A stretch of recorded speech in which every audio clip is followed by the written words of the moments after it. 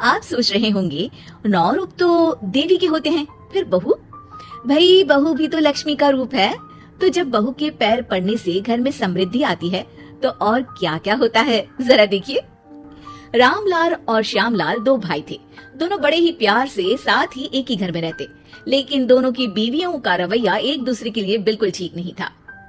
एक दिन रामलाल की बीवी कहती है, अरे रमा, ये क्या कर दिया? सारा कचरा पूरे घर में फैला दिया।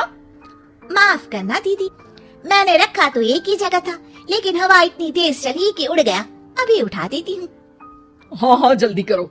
और एक बात, अब भाई साहब से बोल देना कि 2 रसोई कर ले। पता तो है मेरा बेटा सोहन बड़ा हो गया है, अब लड़की वाले भी आने लगे हैं तो उसकी शादी हो ही जाएगी इस साल। हाँ हाँ दीदी, मेरा बेटा विहान भी तो बड़ा हो गया है और उसकी भी तो शादी होनी है। ठीक कहती हैं आप। अब हम ऊपर वाले तल्ले पर शिफ्ट हो जाएंगे। मैं विहान के पापा से बात कर लेती हूँ। बात नहीं करना, शिफ्ट होना है, क्योंकि मैं अब साथ नहीं रह सकती। हाँ हाँ दीदी, ठीक है ना। फिर क्या, हो जाते हैं एक घर के, एक परिवार के 2 टुकड़े और 2 रसोई, दोनों के बेटों की शादी। और फिर शुरू होती है कहानी। अरे मेरी बहू तो ढेर सारा दहेज लाई है। ये देखो, बड़ा टीवी, एसी, कार और गहने भी। दीदी ये तो बहुत अच्छा है, लेकिन है कहाँ आपकी बहू? वो सो रही है, थोड़ी रिजर्व टाइप की है ना, अपने ही कमरे में रहती है और ज्यादा बात भी नहीं करती। तभी रमा की बहू की आवाज आती है, माँ कहाँ है आप? जल्दी आइए, नाश्ता ठंडा हो रहा है और मुझे भी भूख लग रही है। आ रही हूँ बेटा, रुक। दीदी चलूं क्या? ये लड़की मेरे साथ ही बैठकर खाती है, वैसे भी भूख लगाई है। ये बोलकर वो चली जाती है। तभी श्यामा की बहू बाहर आती है और बाहर की ओर जाने लगती है। अरे बहू, कहीं जा रही हो क्या? क्या है माँ जी, बिना बात की ठोका मत करो। जा रही हूँ मैं। वैसे भी मेरे पापा ने कार घर में रखने को तो नहीं दी है ना।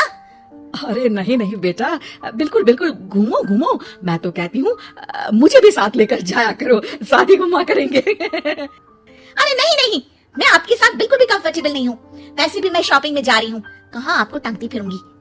ये बोलकर श्यामा की बहू निकल जाती है। तभी उसके कान में ऊपर वाले तल्ले से हंसने की आवाज आती है। और ये कौन इतनी जोर जोर से हंस रहा है? ऊपर जाती है, जहाँ वो देखती है कि रमा और उसकी बहू साथ बैठकर बातें कर रही होती हैं। फिर तो मम्मी जी इतना मजा आया कि मैं क्या बताऊं। हाँ हाँ बहू, सुनने में ही हंसी नहीं रुक रही। तू तो वहाँ मौजूद थी। तभी दोनों की नजर श्यामा पर पड़ती है। अरे ताई जी आइए ना, आइए।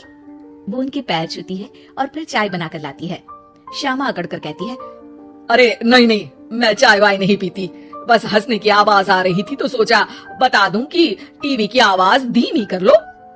अरे टीवी, वो देखो दीदी, धूल खा रहा है, वक्त ही नहीं मिलता देखने का।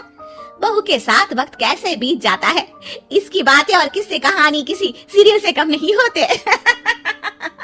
श्यामा को खुशहाल रमा को देखकर जलन होती है। हाँ हाँ, मैं तो तंग आ जाती हूँ इतनी सारी बातें करके, मुझे तो सुकून पसंद है। ये कहकर श्यामा चली जाती है।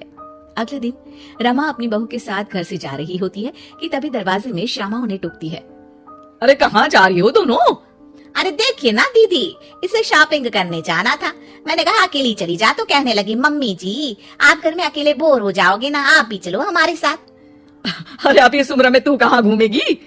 अब देखते हैं दीदी, जहाँ ये लड़की घुमा दे। मेरी बहू भी कल गई थी कार चलाकर। हाँ।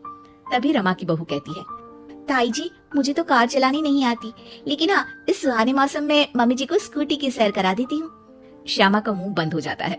वो अपने कमरे में चली जाती है, जहाँ उसकी बहू बैठकर अकेली टीवी देख रही होती है। बहू तू भी कुछ बातें किया करना, मैं अकेले अकेले बोर हो जाती हूँ। तो क्या मैं यहाँ आपको एंटरटेन करने आई हूँ? देखिए मम्मी जी, मैं तो सिर्फ ये कहना चाहती हूँ कि ये टीवी मेरे पापा ने दी थी, तो ये टीवी कल तक मेरे कमरे में लग जानी चाहिए, समझिए आप। ये बोलकर वो वहाँ से चली जाती है। श्यामा सोच लेती है कि वो अब ये सारी बातें अपने बेटे को बताएगी। शाम को उसका बेटा जब घर आता है, अरे देख बेटा, तेरी बीवी सारा दिन अपने कमरे में रहती है, न बात करती है न चित। मैं बूढ़ी सारा दिन भूत की तरह अकेली घूमती रहती हूँ घर में। अरे माँ मैं क्या बोलूं, मैंने कई बार उसे बोला कि सबके साथ उठा बैठा करो, हंसा बोला करो और मिलकर रहो, लेकिन वो कहती है कि उसका मन ही नहीं करता। अरे क्यों क्यों मन नहीं करता है? ऐसा क्या हो गया?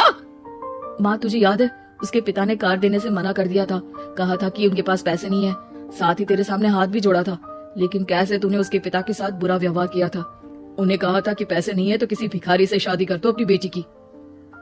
हाँ हाँ बेटा, तभी तो आज दरवाजे पर इतनी लंबी कार खड़ी है। बस माँ, तो अब तू उस कार से ही बात कर और उससे मन लगा, क्योंकि पिता की आंखों का आंसू आपकी बहू के दिल तक उतर चुका है और आपकी इज्जत उसकी नजर में। अब श्यामा को समझ आता है कि कुछ निर्जीव चीजों से घर भरने से अच्छा है कि सजीव चीजों से जिंदगी भरी जाए।